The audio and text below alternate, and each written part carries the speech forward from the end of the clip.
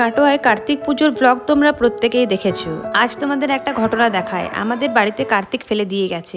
হ্যাঁ, ঠিকই শুনেছো। আর এই ঘটনাটা ঘটেছে শুধুমাত্র আমরা স্যারদের বাড়িতে যেতে পারিনি বলে। তাই শিবু স্যার আর ম্যাডাম দুজনে মিলে প্ল্যান করে এই জিনিসটা এক্সিকিউট করেছে রাতারাতি। আমি তো ভীষণ দুশ্চিন্তায় পড়ে গেছিলাম যে এত বড় পুজোর আয়োজন কিভাবে করব, কিন্তু শিবুর হাসি মুখ দেখে আমার সব দুশ্চিন্তা দূর হয়ে গেল।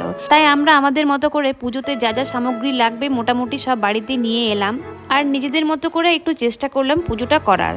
বিশ্বাস করো, এই জিনিসটা করে ভেতর থেকে যে কি স্যাটিসফ্যাকশন আর আনন্দ লাগছিল তোমাদের বলে বোঝাতে পারবো না।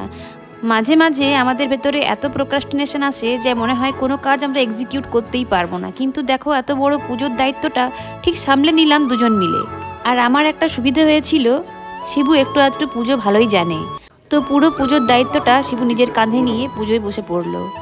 আমরা জীবনেও ভাবিনি যে আমরা বাড়িতে কার্তিক পুজো করব, কিন্তু বলে না যেটা লেখা আছে সেটা হতেই হবে। আমরা যেহেতু মফস্বল এলাকার মানুষ, তাই কার্তিক পুজোর কনসেপ্টটা আমাদের সেভাবে জানা নেই। অনেকেই হয়তো জানে, কিন্তু আমার বিষয়টা একদমই জানা ছিল না। এবার তোমাদের বলি, আরও এক অফিস কলিগ আছে, ওনাদের বাড়িতেও কিন্তু এই সেম জিনিস করা হয়েছিল। যাই হোক, ওদের বাড়িতেও পুজোটা কিন্তু শিবুই করবে।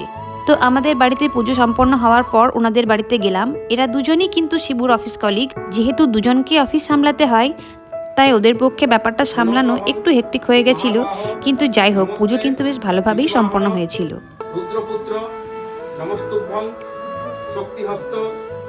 পুজো শেষে ওরা আমাদের জন্য ডিনারের ব্যবস্থা করেছিল। এটা কিন্তু বেশ ভালো হয়েছিল ব্যাপারটা। ছোলার ডাল, লুচি, আলু ভাজা, বেগুন ভাজা সব মিলিয়ে দারুণ একটা ডিনার করলাম আর তারপর বাড়ি ফিরে এলাম। আজকে এই পর্যন্তই, টাটা।